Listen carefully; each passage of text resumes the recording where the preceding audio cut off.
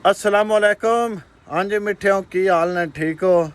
तुहानू पता है मिठियों, जिमें साढ़े इलाके जलालपुर भट्टियां विच सैलाब आए और किस पैमाने ते सैलाब ने तबाही की, फसलां तबाह, माल मवेशी मर गए, कोई रुड़ गए और कुछ मकान जड़े ने वो डिग गए, कुछ डैमेज हो गए।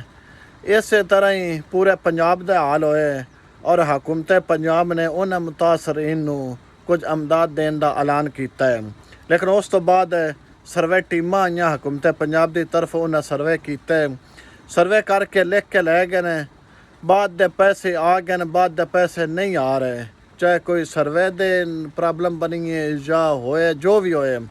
लेकिन जिन्हें दर्ज करवाए ने उन्होंने जिमींदारों वास्ते या उन्होंने मुतासरीन अगे गुजारिश है कि बई हुकूमत पंजाब की जी हैल्पलाइन नंबर है उस ते तुसी कॉल करो।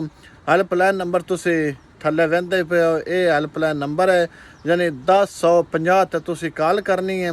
लेकिन कॉल करन तो पहले अपनी उस सिम दे विच बैलेंस होना ज़रूरी है। तो उस तो बाद 10-150 जिस टाइम तुसा कॉल मिलानी है, उस तो बाद उस मुख्तलिफ नंबर दसने ने, भाई फलाने करने के लिए 1 मिलाओ, 2 मिलाओ, 3 मिलाओ। जिस टाइम उन्हें दोनों 0 आखनी ना, भी साढ़े नुमाइंदे नाल बात करने के लिए 0 दबाइए।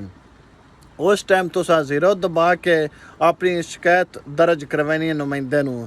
अपना शनाख्ती कार्ड नंबर होना ज़रूरी है, जिस नंबर तो पहले रोज़ तो तुसा दर्ज करवाइए। शनाख्ती कार्ड कोल होना ज़रूरी है और मोबाइल नंबर ज़रूरी होना है। फिर उस तो बाद मुतलका जो शिकायत वाले मुतलका दोडा एसी साहब नू वो शिकायत फॉरवर्ड कर सन। इंशाल्लाह दोडा मसला हल हो जाएगा।